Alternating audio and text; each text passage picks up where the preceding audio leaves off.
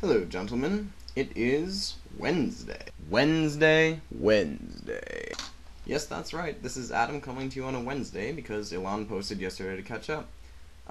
So last week I didn't post a video because my internet was down, and I did make my video on Tuesday, but in the middle of when I was uploading it, my modem shorted out, and it was just not good.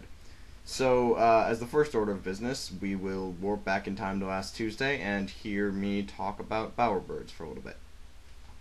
I'm at a swim meet. I was reading National Geographic, and there's a really interesting article on this species called bowerbirds.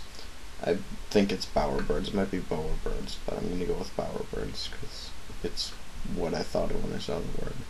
But they build these really huge, elaborate nests, the males do, to impress the females so that they'll mate with them and that they can lay eggs. I mean, at first I was just thinking how interesting of an adaptation that was, that in order to impress a female, you made this really flashy show-offy nest, and that was just, like, something that they developed, like, to pass on their genes.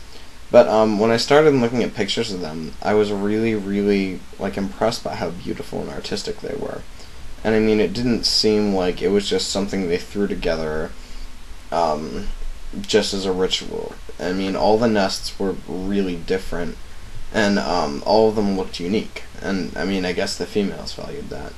And I mean, you can still argue that that could be like just more extreme traits of the of that adaptation playing out.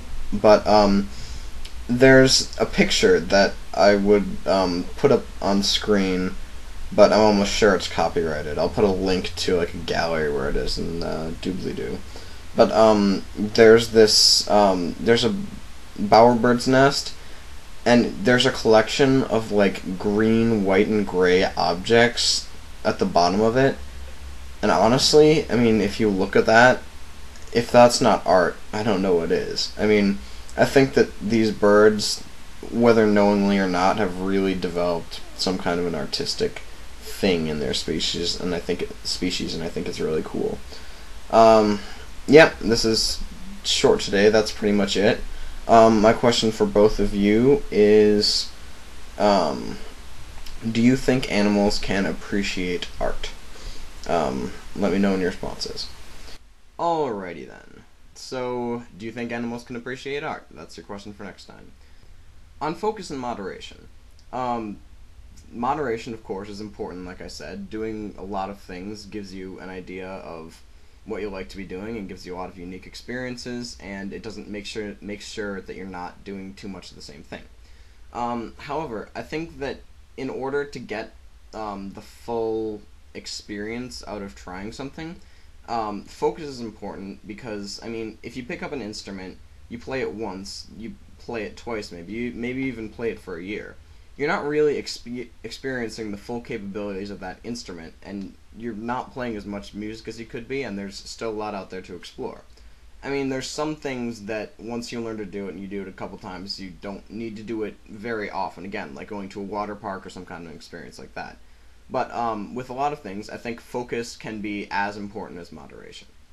Okay, on art, you said that music tends to give you more of a rush when you hear, like, the next chord that you would expect to hear, or, like, what you think would sound good in that situation.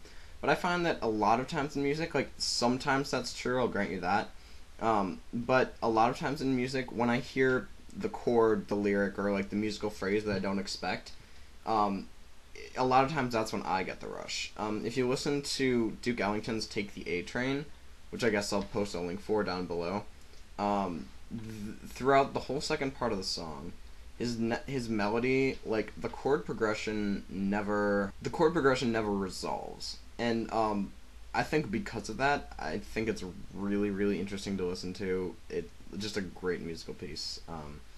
And yeah. And finally, movies versus books. I don't think that necessarily movies are moving further away from the books, but I do know that in order to make a good movie out of a book, you do have to change some things. My example is The Chronicles of Narnia, the first movie.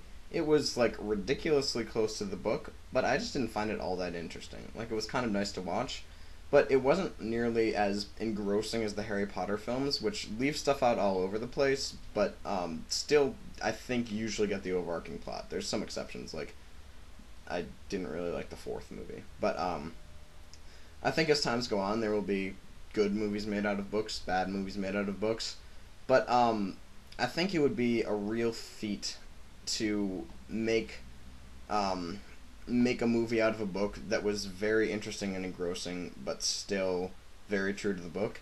I have a feeling that Shawshank Redemption did that, but I haven't read the book, so I can't accurately say that.